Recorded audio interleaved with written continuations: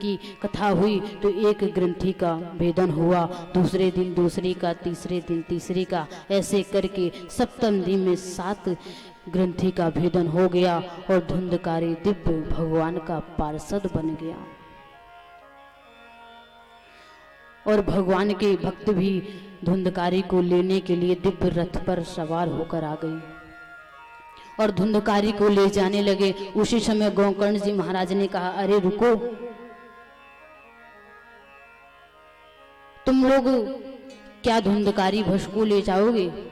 अरे क्या उसने बस थोड़े ना निष्ठा से कथा श्रवण की है? यहाँ सभी लोग जो बैठे हैं सभी लोगों ने भी श्रवण की है कथा, इनके लिए रथ क्यों नहीं आया? उसी समय भगवान के पार्षदों ने कहा, अरे भैया, सब लोगों ने कथा श्रवण की है, पर धुंधकारी ने जो कथा श्रवण की है वह बड़ी निष्ठा के साथ मुक्ति की चाह में धुंधकारी ने भगवान की कथा का श्रवण किया है। आजकल लोग तो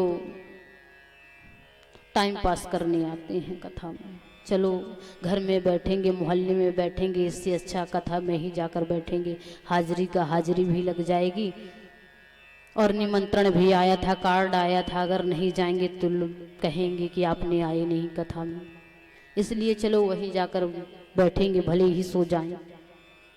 व्यवहारिकता बढ़ गई है कथा में, व्यवहार से लोग आते हैं ना कि कथा श्रवण करने के लिए। गोकर्ण जी महाराज ने जैसे कहा तो भगवान के पार्षदों ने कहा कि यह मुक्ति की चाह में आपके भाई ने कथा का श्रवण किया है, इसलिए आज इसे मुक्ति की प्राप्ति हुई है। अगर आप लोग अगली सभा में ऐसा दिव्य आयोजन करेंगे और सभी लोग मुक्ति की चाह में बड़ी निष्ठा से कथा का श्रवण करेंगे तो सभी की मुक्ति हो जाएगी। बोले ठीक है। दूसरी बार कथा का आयोजन किया गया, सबने बड़ी निष्ठा से सुना और सबको भगवान मुक्ति देने की बजाय वहीं पर भगवान ही प्रकट हो गए। अब बताइए, कथा में भगवान प्रकट हो गए, क्योंकि कथा तो भगवान के लिए ही सुनी जाती है। अब जब भगवान ही प्रकट हो गए तो इससे बढ़कर आनंद की बात, खुशी की बात क्या हो सकती है। सबों ने भगवान का दर्शन किया। सूत जी कहते हैं, शौनक जी, ऐसी दिव्य कथा है श्रीमद् भागवत की जो पापियों को पाप से है तारती, जो बड़े बड़े पापियों को भी पाप से तार देती है, ये दिव्य श्रीमद् भागवत की कथा।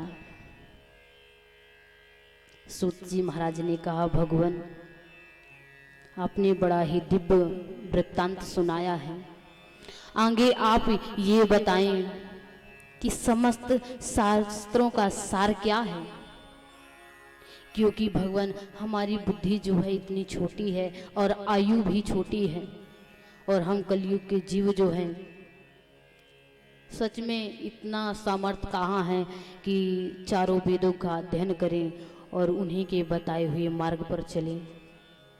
इसलिए हम आप सभी लोगों का कल्याण करने के लिए ही शौनक जी महाराज ने श्री सूत जी महाराज से प्रश्न किया था,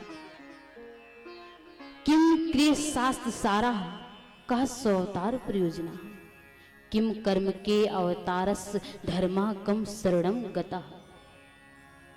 समस्त शास्त्रों का सार आप हमें बतलाएं भगवान, और ये भी बतलाएं कि भगवान के कितने अवतार हैं, और जब भगवान इस धरा धाम से चले गए तो अंत समय धर्म किसकी शरण पे गया। आगे इतने शौनकादिक ऋषियों ने प्रश्न किया तो श्री सूत जी महाराज बड़े आनंदित हुए। इन सब प्रश्नों का उत्तर हम आप सभी लोग अगली सभा में श्रवण करेंगे। इतना कहकर वाणी को विश्राम। सभी लोग मेरे साथ भगवान के दिव्य नाम का संकीर्तन गाएंगे। कहते हैं हम जिस देश में रहें, जिस वेश में रहें, जिस परिवेश में रहें, राधा रमण कहते रहें, गाते रहें, इसी में हम आपके जीवन की सार्थकता है। जय श्री राम, जय श्री राधे। बोलिए श्री बाके बिहारी लाल की जय।